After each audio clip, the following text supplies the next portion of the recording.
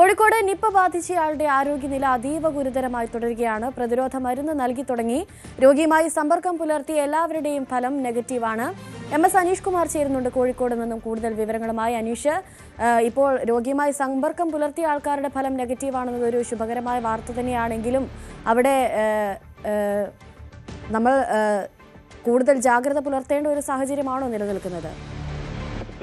വലിയ ജാഗ്രത തന്നെ അനിവാര്യമായ ഒരു സാഹചര്യമാണ് എന്ന് ആരോഗ്യമന്ത്രി ഇന്നലെയും വ്യക്തമാക്കി. പക്ഷേ ഒരു ആശങ്കയുടെ ആവശ്യം ഈ ഘട്ടത്തിലില്ല. കാരണം രോഗത്തിന്റെ വ്യാപനം നടന്നിട്ടില്ല. ആദ്യ രോഗിയുടെ സാമ്പിൾ പോസിറ്റീവ് ആയതിനു ശേഷം ഒരാളുടെ സാമ്പിൾ പോലും പോസിറ്റീവ് ആകാത്ത ഒരു സാഹചര്യമുണ്ട്. അദ്ദേഹവുമായി ഏറ്റവും അടുത്തിടപഴകിയ അദ്ദേഹത്തിന്റെ കുടുംബാംഗങ്ങളുടെ ഫലം നേരിട്ട് തന്നെ നെഗറ്റീവ് ആയിരുന്നു. ഇന്നലെ പരിശോധനയ്ക്ക് അയച്ച മുഴുവൻ സാമ്പിളുകളും ഇപ്പോൾ നെഗറ്റീവ് ഫലം തന്നെയാണ് ലഭിക്കുകയും ചെയ്തത്. അതുകൊണ്ട് മറ്റൊരാളിനെ പോലും ഈ രോഗബാധ എത്തിയിട്ടില്ല എന്നതാണ് ഏറെ ആശ്വാസം. ഒപ്പം 58ഓളം ആരോഗ്യ പ്രവർത്തകർക്ക് ഇദ്ദേഹത്തെ ആശുപത്രികളിൽ ചികിത്സിക്കുകയും മറ്റു വൈദ്യസഹായം ചെയ്യുകയും ചെയ്തപ്പോൾ ഹൈറിസ്ക് പട്ടികയിൽ വന്നിരുന്നു. അവർക്കും അവരുടെ പരിശോധനാ ഫലവും നെഗറ്റീവായി തന്നെ മാറിയിരുന്നു. പക്ഷെ പ്രാദേശിക തലത്തിലുള്ള ബോധവൽക്കരണ പരിപാടികളും മറ്റു പരിശോധനകളും ഒക്കെ ഇപ്പോഴും പുരോഗമിച്ചുകൊണ്ടിരിക്കുകയാണ്.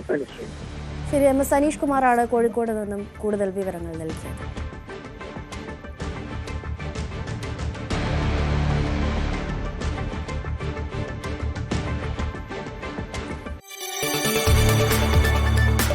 കൂടുതൽ വാർത്തകൾക്ക് News 18 Keralam YouTube channel subscribe ചെയ്യുക.